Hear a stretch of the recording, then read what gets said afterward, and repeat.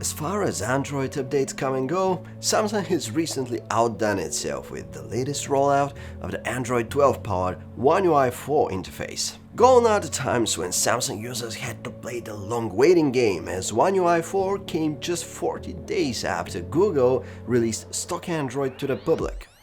While this still doesn't match Apple's update policies, it certainly helps paint Android and Samsung in particular in a much better light. But what's the deal with One UI 4? Has Samsung successfully integrated Android 12 features into its own custom interface? I'm Rad with PhoneArena and let's find out together. Starting from the get-go, you wouldn't notice any immediate and groundbreaking visual differences between the new One UI 4 and the old One UI 3 interfaces, at least at first sight. The new interface looks just like the old one, and the differences are subtle and implemented so well that you have to know where to look to spot the new ones. If you've been using a Samsung phone in the past couple of years, you'll feel right at home with One UI 4 right off the bat. There's little to no evidence of Material U, which is Google's new refreshed design language for Android, and that's a good thing. The way Android's 12 visual changes were implemented is pretty much perfect from the point of view of a long-standing Samsung fan. Now let's explore the important features in greater detail. First and foremost, we have Android 12 theming well integrated within Samsung's One UI. The wallpaper menu has been upgraded to wallpaper in style, and venturing inside lets you change the color palette of the theme. Android 12's color extraction will gladly extract the main colors of your chosen wallpaper and create matching color palettes. The resulting paint job will paint over your quick toggles and brightness slider, as well as act as a subtle accent across Samsung's stock apps. You can also opt to have your icons colored with the main color accent, but this only applies to stock Samsung apps, and the resulting disparity with third-party apps doesn't look good at all. There's also the new Android widget selector, which is more intuitive than before and shows the available widgets in a more coherent manner. Now it's easier to see what widgets are available for you to put on your home screen. Speaking of widgets, some stock ones are refreshed with the Material U design language, but the majority are unchanged, for good or bad. And by the way, an intriguing new feature has made its way to Samsung's One UI. You know how Apple's iOS reacts when you reach the end of a long list or menu? The interface bounces back with a rubber band-like effect that feels natural and gives you a sense of reaching a certain barrier. Well, it turns out that this interface feature was patented by Apple, but as the related patent expired nearly a year ago, it was easy pickings for Google and Samsung for that matter. As a result, Samsung now has this satisfying overscroll effect in One UI 4 as well. It looks a bit different, but it's there. Device care is one of the menus that have been changed the most. Previously, Samsung represented the well-being of your device with a percentage, but in One UI, this metric has been thrown out the window and substituted with an emoji. Of course, it's 2022 after all. I presume that if any serious battery or security issues are detected, the smiley emoji will turn into a frowny face. But we've never seen it changed, which probably means that we're taking good care of our devices. There are some small but important changes in the camera app as well.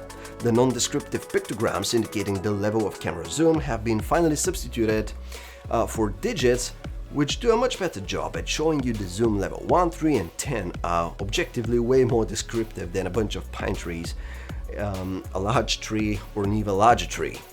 The majority of privacy features introduced with Android 12 are found in One UI 4 as well. When an app is using your microphone or camera, a green indicator will pop up in the upper right corner where the battery percentage usually resides. Approximate and precise location granting is also on deck, allowing you to share your real location only with apps you truly trust.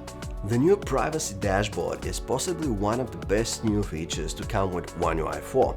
It gives you truly detailed information about what permission each app has been granted and for how long. The privacy dashboard also lets you easily revoke permissions straight away. But the best part is that everything is laid out so comprehensively that you don't need extensive experience or knowledge to know what's happening at any point. Samsung has also opted out of some slightly controversial and backward Android 12 changes instead of the pretty limited battery stats we got in the new version of Android, which only show you the last day of battery usage stats. One UI 4 shows you detailed battery stats since the last full charge of your phone, which is giving you deeper insights over your usage and honestly makes more sense. Performance-wise, one of the major features that arrives with many top Samsung flagships with One UI 4 was RAM+, an especially useful feature that allocates 4 GB of your storage as virtual memory and boosts the multitasking capabilities of your phone.